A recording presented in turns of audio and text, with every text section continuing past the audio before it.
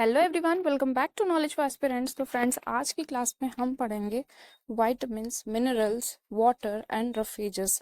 तो ये सारे ही टॉपिक्स को हम कवर करेंगे। और चलिए आज की क्लास को स्टार्ट करते हैं। क्योंकि ये वाला जो वीडियो है ये सेकंड पार्ट है। इसका फर्स्ट पार्ट हमने पहले ही अपलोड कर दिया था, तो उसका कंटिन्यूएशन है। क्योंकि जो फर्स्ट वीडियो है वो काफ़ी लंबी हो जाती, इसी वजह से इसको 2 पार्ट्स में बनाया गया है। तो चलिए आज की क्लास को स्टार्ट करते हैं। और अगर आपको वीडियो अच्छी लगे तो आप वीडियो को लाइक शेयर करें, चैनल को सब्सक्राइब करें, बेल आइकन को प्रेस करें, जिससे आपको वीडियो के अपडेट्स एंड नोटिफिकेशंस मिलती रहें। तो चलिए फ्रेंड्स देखते हैं।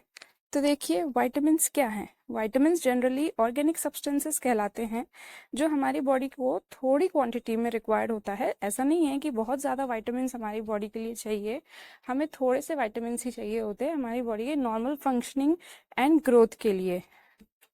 तो देखिए, vitamins are organic substances required in minute amounts to maintain growth and normal metabolism of the body. It was Funk who coined the term vitamin। यानी कि ये साइंटिस्ट जो फंक हैं, इन्होंने विटामिन, जो ये वर्ड है विटामिन, इस विटामिन वर्ड को इन्होंने फर्स्ट टाइम दिया था। तो human body cannot synthesise most of the vitamin, so they are taken in diet. तो ह्यूमन बॉडी में सारे विटामिन्स सिंथेसाइज नहीं होते हैं, यानी कि ह्यूमन बॉडी में सारे विटामिन्स नहीं बनते हैं, इसलिए हमें एक्सटर्नल डाइट से इसको लेना होता है। तो देखिए, जो ह्यूमन बॉडी जिस विटामिन को सिंथेसाइज करती है वो विटामिन डी है एंड विटामिन के। तो they do not provide growth और body building, but required for chemical reaction, good health and normal growth of the body. तो ऐसा नहीं है कि विटामिन से हमें कोई ग्रोथ या फिर हमारी बॉडी बिल्ड हो रही है, बट कुछ बॉडी के केमिकल रिएक्शंस होते हैं इंटरनली, उनके लिए और बॉडी के गुड हेल्थ के लिए विटामिन ज़रूरी होते हैं। देखिए, विटामिन्स को जो है 2 टाइप्स में क्लासिफाई किया गया है। एक तो वाटर सॉल्युबल है, दूसरा है फैट सॉल्युबल। तो वाटर सॉल्युबल विटामिन्स है B and C, fat soluble vitamins है ए, डी, ई एंड के। तो विटामिन ए देखते हैं पहले। फैट सॉल्युबल है और इसको हम रेटिनॉल के नाम से जानते हैं। तो इसके सोर्सेस क्या हैं? Green leafy vegetables, fruits, butter, ghee, cod liver oil, fish liver oil, shark liver oil, ये सारे ही इसके सोर्सेस हैं। This vitamin is found in liver and is destroyed in sunlight. तो देखिए फ्रेंड्स, जो विटामिन हैं वो कोई भी विटामिन हो, सनलाइट में वो डिस्ट्रॉय हो जाती है जनरली। तो अब देखते हैं हम विटामिन बी। तो it is also called B complex. B बी कॉम्प्लेक्स क्यों कहते हैं? क्योंकि ये कई टाइप्स में डिवाइड हो गई है। जैसे B1, B2, B3 से लेकर B12 तक है विटामिन बी, इसीलिए इसको बी कॉम्प्लेक्स कहा जाता है। देखिए, विटामिन B1 को थायमिन के नाम से जानते हैं, यानी कि जो ये थायमिन है ये इसका केमिकल नेम है। तो vitamin B1 is called as thiamine. और अगर सोर्स की बात करें तो rice, wheat, soybean, liver, pulses, lean meat, sea food, ये सारे इसके सोर्सेस हैं। फंक्शन क्या है B1 का? It helps in normal functioning of eyes, required for carbohydrate metabolism and growth. देखिए, नेक्स्ट इंपॉर्टेंट विटामिन है B2, जिसको राइबोफ्लेविन कहते हैं। इसके सोर्सेस वही yeast, liver, milk, cheese, curd, pulses, beans, peas, green leafy vegetables, ये सारे इसके सोर्सेस हैं। फंक्शन क्या है vitamin B2? It keeps skin and oral mucosa of the mouth healthy, यानी कि जो हमारे माउथ हेल्थ है वो इसी विटामिन की वजह से अच्छी और बेस्ट होती है। नेक्स्ट देखिए, it is required for normal functioning of ice and carbohydrate metabolism. तो देखिए, विटामिन B3 को नियासिन कहते हैं और इसके सोर्स हैं meat, fish, potato, whole grain, yeast, tomato, groundnut, ये सारे इसके सोर्सेस हैं। इसके फंक्शन देखते हैं। It keeps skin healthy, improves digestion and mental health. तो देखिए, विटामिन B5, जिसे हम पैंथोथेनिक एसिड कहते हैं, इसके सोर्स हैं green leafy vegetables, animal food, legumes, seeds and nuts, whole grains. Function क्या है इसका? It helps in protein, carbohydrate, fat metabolism and it keeps skin healthy.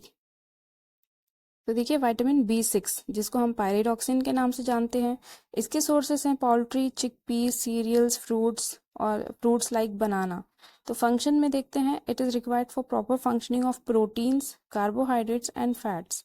तो देखिए इस विटामिन का काम क्या है कि जो हमारे बॉडी में प्रोटीन्स, कार्बोहाइड्रेट्स, फैट्स हैं उसका प्रॉपरली यूटिलाइजेशन हो जाए और प्रॉपरली वो अपने फंक्शंस कैरी आउट करें बॉडी के अंदर। तो इस विटामिन पायरिडॉक्सिन का काम ये है। विटामिन B7 या फिर बायोटिन, ये इसके सोर्सेस हैं एग्स, फिश, मीट, नट्स। इसका फंक्शन क्या है? For good hair and skin. It metabolizes carbohydrate, proteins and amino acids. तो देखिए फ्रेंड्स, B9 जिसको हम फोलिक एसिड या फिर फोलेट के नाम से जानते हैं, इसके सोर्सेस हैं ईस्ट, बनाना, स्प्राउटेड पल्सेस, मीट, वेजिटेबल्स भी हैं इसके सोर्स में। फंक्शन क्या है इसका? It helps in maturation of RBCs, यानी कि आरबीसीज को मैच्योर होने में ये विटामिन हेल्प करता है, विटामिन B9 या फिर फोलेट। विटामिन B12 जिसको साइनोकोबालामिन भी कहा जाता है, इसके सोर्सेस हैं meat, liver, milk, cheese. Functions क्या हैं इसके? It is essential for formation of healthy erythrocytes, erythrocytes जिसको आरबीसी या फिर रेड ब्लड सेल्स भी कहते हैं, एंड माइलिन फॉर्मेशन। तो this vitamin is synthesised by intestinal bacteria, जो हमारे इंटेस्टाइन्स में जो बैक्टीरिया प्रेजेंट होते हैं वही इस विटामिन को सिंथेसाइज करते हैं। तो देखिए अब हम बात करेंगे विटामिन C के बारे में, जिसको एस्कॉर्बिक एसिड कहा जाता है। जनरली सिट्रस फ्रूट्स में पाया जाता है, जैसे ऑरेंज, आंवला, कुछ ग्रीन लीफी वेजिटेबल्स में ये पाया जाता है। फंक्शन है it keeps teeth and gums healthy, यानी कि हमारे दांतों के लिए, हमारे गम्स के लिए ये बहुत ही इंपॉर्टेंट विटामिन होता है। It increases resistance of our body to infection. तो हमारी बॉडी इन्फेक्शन से कब फाइट कर सकती है? अगर हमारे बॉडी में विटामिन C की कमी नहीं है। And it also holds body cells together. Vitamin D जिसको कैल्सीफेरॉल के नाम से जानते हैं, इसके सोर्सेस में milk, egg yolk, fish liver oil, butter, liver, fish etcetera. तो it is synthesized in body when exposed to sunlight, यानी कि इसका जो बॉडी में ये कब बनता है? जब हमारी बॉडी सनलाइट को एक्सपोज होती है। इसीलिए हमें अपने 10-15 मिनट्स जो है सनलाइट में स्पेंड करने चाहिए, और हमें सनलाइट लेना हमारी बॉडी के लिए बहुत ही बेनिफिशियल और यूजफुल होता है। देखिए विटामिन E जिसको टोकोफेरॉल के नाम से भी जानते हैं, इसके सोर्सेस में green leafy vegetables, milk, tomatoes, butter, whole cereals and grains, ये सारे सोर्सेस हैं इसके।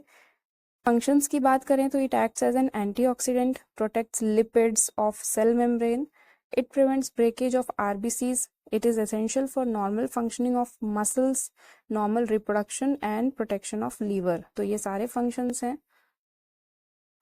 नेक्स्ट विटामिन है विटामिन K या फिर फिलोक्विनोन।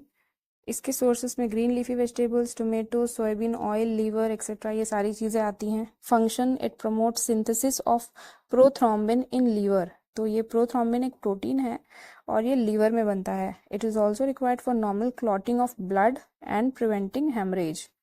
विटामिन जो है it is also required for normal functioning of liver. तो देखिए नेक्स्ट है minerals.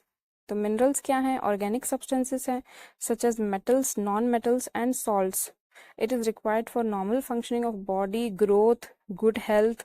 It builds bones, teeth, formation of hemoglobin, RBCs, coagulation of blood, functioning of muscles, nerves and thyroid.